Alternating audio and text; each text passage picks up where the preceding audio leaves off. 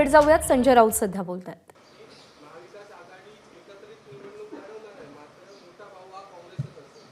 तुम्ही ऐकलत नाही, बाईटवर बोललेत. मला ती क्लिप का मी पाहिली नाही. नंबर एक, स्वतः रमेश चेन्नीथला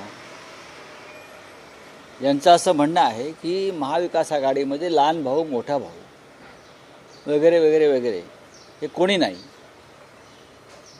3 प्रमुख पक्ष आहेत, आम्ही एकत्र निवडणुका लढू. आणि कोणाला अशी खुमखुमी असेल लहान भाऊ मोठा भाऊ मधला भाऊ धाकटा भाऊ,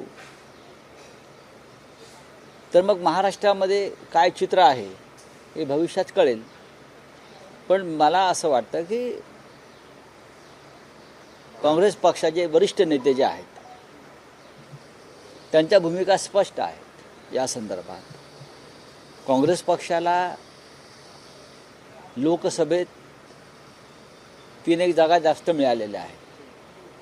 त्याच्यामुळे कोणाला जर वाटत असेल की आम्ही मोठे भाऊ आहोत किंवा आम्ही अजून काही आहोत, आम्ही उंच भाऊ आहोत, पण त्यांनी लक्षात घेतलं पाहिजे त्यांच्या जागा वाढण्यात शिवसेनेचं योगदान किती आहे हे त्यांनी अभ्यास केला पाहिजे.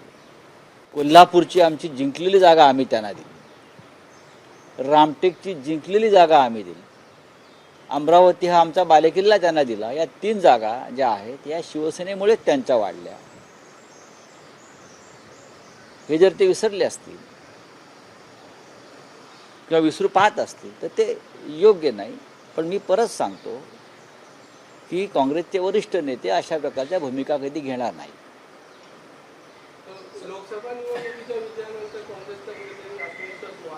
आत्मविश्वास सगळ्यांचाच वाढलेला आहे, काँग्रेसचा कशाला वाढायला पाहिजे. आत्मविश्वास महाविकास आघाडीचाच वाढलेला आहे ना. तो लोकसभेचा आत्मविश्वास होता.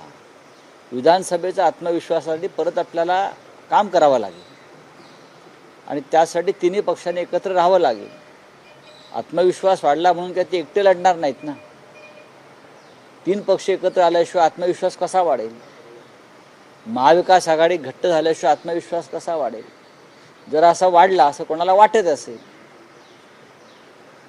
तर त्यांचा आत्मविश्वास कोणाचा आहे, काय आहे, कसा आहे, तो अभ्यासाचा विषय ठरेल.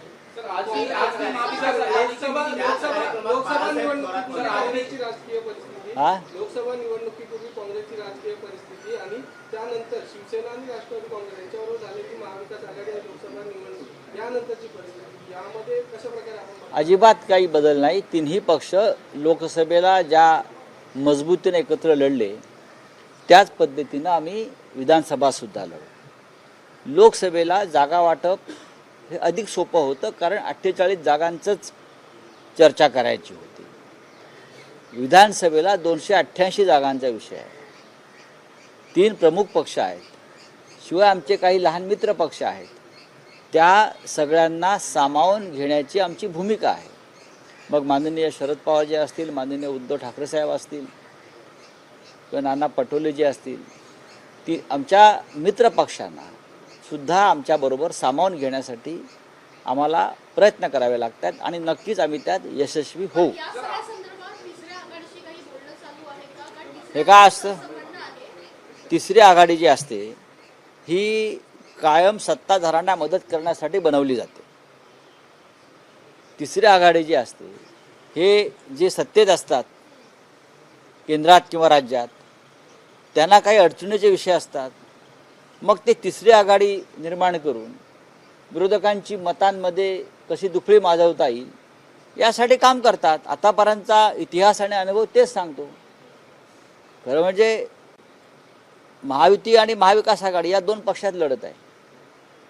पण महाविकास आघाडीची मतं थोडीफार कमी करता आली तर त्यासाठी काही नवीन आघाड्या स्थापन करायच्या, त्यासाठी पैशांचा वापर करायचा, पदांचा वापर करायचा, असं धोरण मला आता दिसतं या क्षणी. महाविकास आघाडी की आज भी मीटिंग है और कुछ 5 जो सीटें हैं मुंबई में ये गलत इन्फॉर्मेशन है. आज भी महाविकास आघाड़ी की सीट शेयरिंग के बारे में बैठक है और मैं आपको बार बार कहता हूँ, जो मीडिया में खबरें चल रही है कि मुंबई के बारे में 5 सीटों के बारे में 6 सीट, ऐसा कोई नहीं है। हर सीट पर हम चर्चा करते हैं और जो सीट जो पार्टी जीतेगी उनके साथ वो सीट जाती है।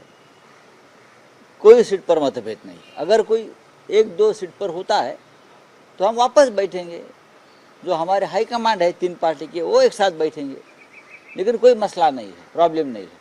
थर्ड फ्रंट जो तीसरा आघाड़ी की बात कहाँ है, क्या होता है वो तीसरा प्रयोग? ऐसे प्रयोग होते रहते हैं। जिसके पास सत्ता है वो लोग के तीसरे फ्रंट इनडायरेक्ट बनाते हैं। जो हमारे जैसी जो मजबूत महाविकास आघाड़ी है उनके वोट खाने के लिए ये third front, fourth front, second front वो बना लेते हैं। उसमें जो थर्ड फ्रंट के लोग आप देख ले, वो तो वोट कटिंग मशीन है सब।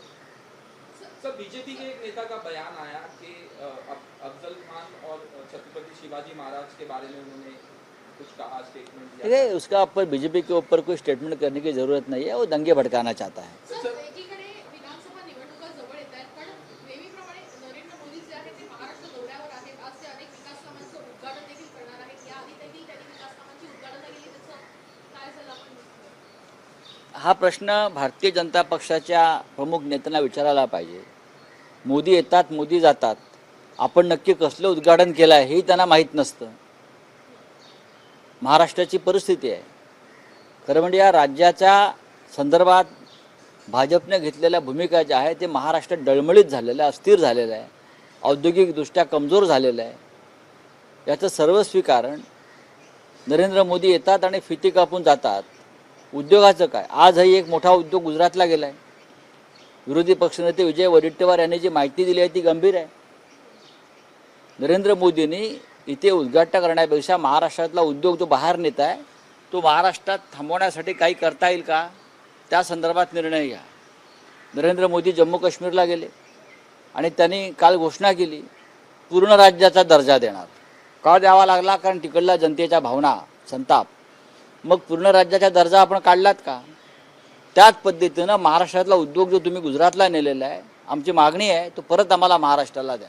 सर, बदलापूर अत्याचार प्रकरणात आरोपपत्र दाखल झाले, मात्र शाळेत संस्थेचे अध्यक्ष आणि सचिव यांना अटकले झाले। त्यात आपटे आरोपपत्र आणि कोतवाल, जामीन देखील मंजूर होऊ शकतो। आपटे आणि कोतवाल आरोपपत्र हे आपटे आणि कोतवाल ह्यांना एकनाथ शिंदेचं संरक्षण आहे। मी तुम्हाला आत्ता सांगतो, कारण या संस्था त्यांचे चिरंजीव जे खासदार आहेत त्यांच्या मतदारसंघात आहे आणि आपटे आणि कोतवाल यांचे संबंध हे मुख्यमंत्र्यांच्या चिरंजीवाशी अत्यंत घनिष्ठ आहे। त्याच्यामुळे या बलात्कार प्रकरणामध्ये मुख्यमंत्री शिंदे यांची भूमिका अत्यंत संशयास्पद आहे। आपटे आणि कोतवालला वाचवायचं काम हे एकनाथ शिंदे यांनी केलेलं आहे।